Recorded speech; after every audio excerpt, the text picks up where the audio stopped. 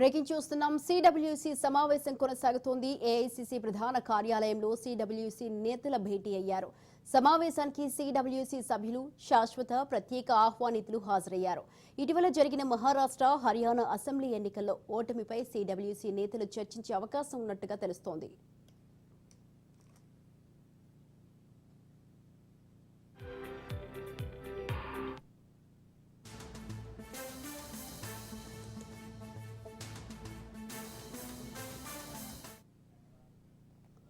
CWC సమావేశం కొనసాగుతుంది. AICC ప్రధాన కార్యాలయంలో సిడబ్ల్యూసి నేతలు భేటీ అయ్యారు.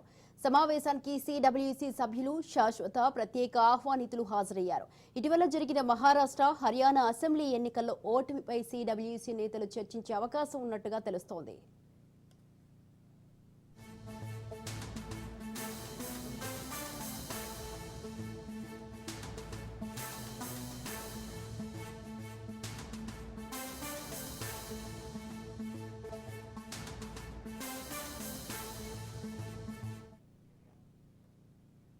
రైట్, ఈ విషయంపై మరింత సమాచారాన్ని మా ప్రతినిధి రాజిరెడ్డి ఫోన్ లైన్ లో ఉన్నారు. రాజిరెడ్డి, చెప్పండి. సిడబ్ల్యూసి సమావేశం కొనసాగుతోంది. ఈ సమావేశానికి సంబంధించి మీ దగ్గర ఉన్న అప్డేట్స్ ఏంటి?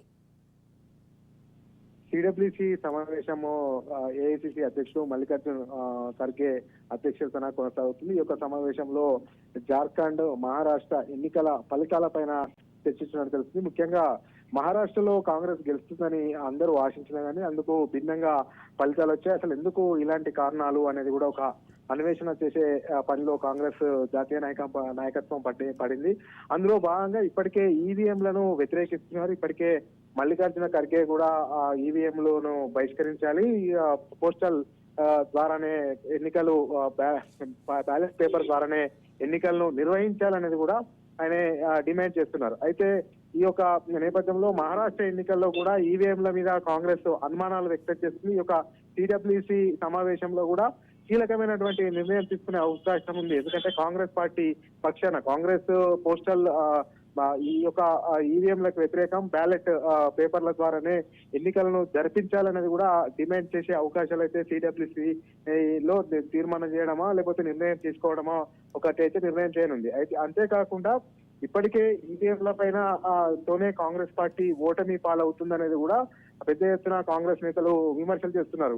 ఈ యొక్క నేపథ్యంలో ఈ యొక్క సమావేశంలో కూడా ఈవీఎంల పనితీరు పైన అనుమానాలు వ్యక్తం చేస్తూ అదేవిధంగా బ్యాలెట్ పద్ధతినే ఎన్నికలు నిర్వహించాలనేది కూడా కోరే అవకాశం ఉంది. అయితే జార్ఖండ్ లో ఎన్నికల విజయం పైన అదేవిధంగా మహారాష్ట్ర ఓటమి పైన కూడా కులక్కుశంగా చర్చ జరిగే అవకాశం ఉంది. అంతేకాకుండా రానున్న రోజుల్లో దేశవ్యాప్తంగా పార్టీ ఎలాంటి నిర్ణయాలు తీసుకోవాలి, ఎలా ముందుకెళ్లాలి అనే అంశం పైన కూడా చర్చించే అవకాశాలు కనబడుతున్నాయి. ముఖ్యంగా పార్లమెంట్ లో అనుసరించవలసినటువంటి వ్యూహము, ఏ విధంగా అధికార బీజేపీని ఎదుర్కోవాలి, అదేవిధంగా డిఫెన్స్ లో బీజేపీని ఏ రకంగా పడేయాలి, ఏ అంశాలు తీసుకోవాలి పార్లమెంట్ లో అనే దానిపైన కూడా చర్చించే అవకాశాలు కనబడుతున్నాయి. అంతేకాకుండా పార్లమెంట్ సమావేశాల్లో కొన్ని బిల్లులను తీసుకురాబోతుంది బీజేపీ. ఈ యొక్క నేపథ్యంలో కేంద్ర ప్రభుత్వం బిల్లులను ఏ రకంగా వాటిని సమర్థించాలా, వ్యతిరేకించాలా, ఏ రకంగా ముందుకెళ్లాల అంశాలపైన, తదితర అంశాలపైన చర్చించే అవకాశాలు కనిపిస్తున్నాయి. ముఖ్యంగా చూసుకున్నట్టయితే దేశంలో కాంగ్రెస్ పుంజుకోవడానికి ఎలాంటి చర్యలు తీసుకోవాలనే అంశం పైన చర్చించినట్టు తెలుస్తుంది. అంతేకాకుండా తెలంగాణ నుంచి డిప్యూటీ సీఎం గా ఉన్నటువంటి బట్టి విక్రమార్క ఈ యొక్క సిడబ్ల్యూసి సమావేశానికి అయితే హాజరయ్యారు. Right, thank you Rajireddy, thanks for the details.